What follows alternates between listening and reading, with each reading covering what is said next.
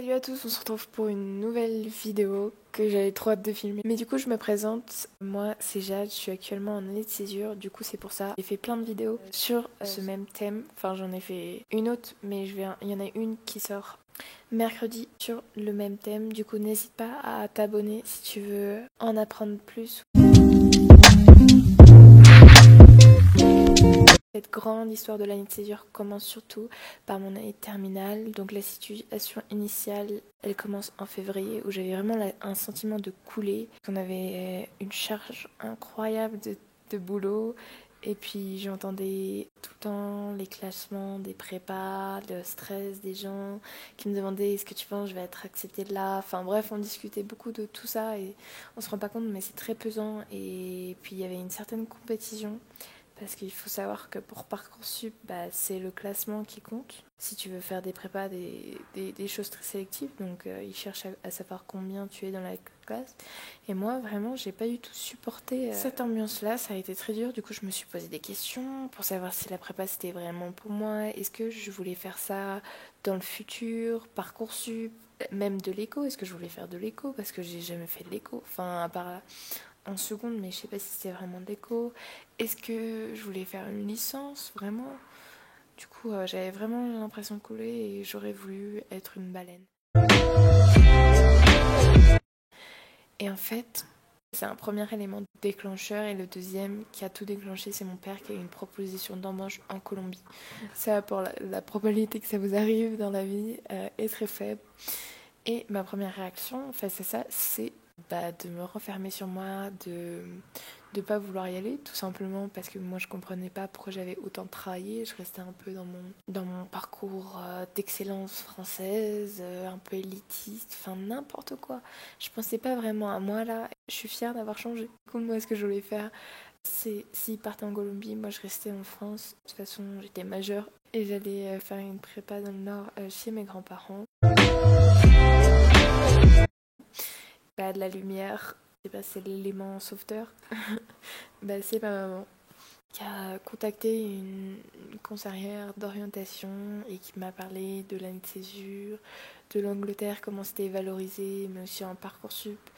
Avec Parcoursup, c'était pas non plus mort, même si t'as franchement pas les mêmes opportunités. Voilà, j'ai fait une vidéo sur mes réactions à Parcoursup si vous voulez savoir quels vœux j'ai eu.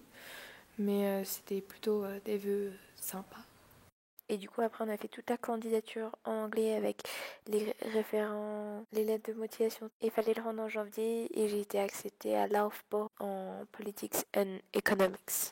Donc à ce moment-là, j'étais trop heureuse. Voilà. Franchement, j'étais libérée d'un poids.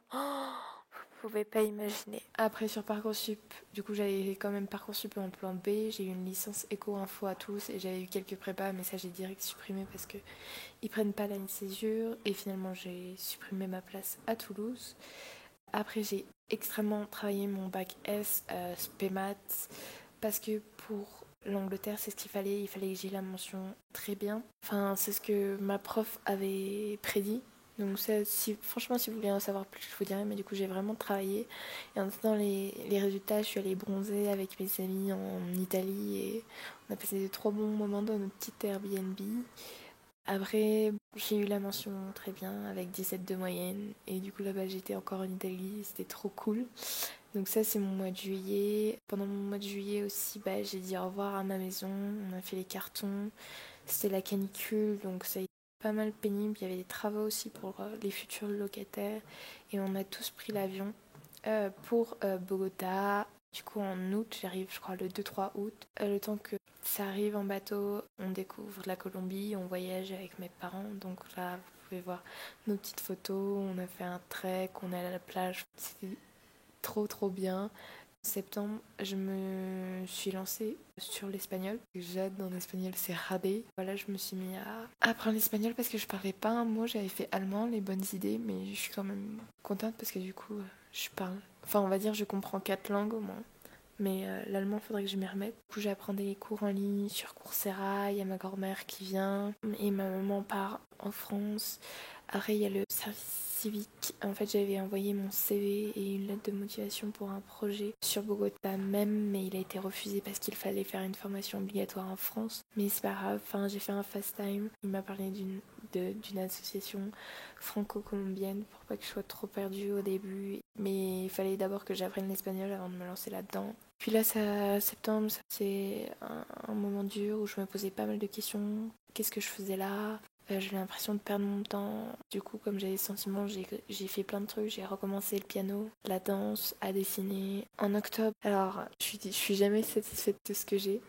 J'ai commencé toute la procédure CAS. J'ai commencé le bénévolat avec les enfants. Du coup, j'étais animatrice. J'ai lu un peu plus que durant mon année de terminale. En novembre, je déjeunais plus avec ma famille. Je faisais plus de sport avec eux.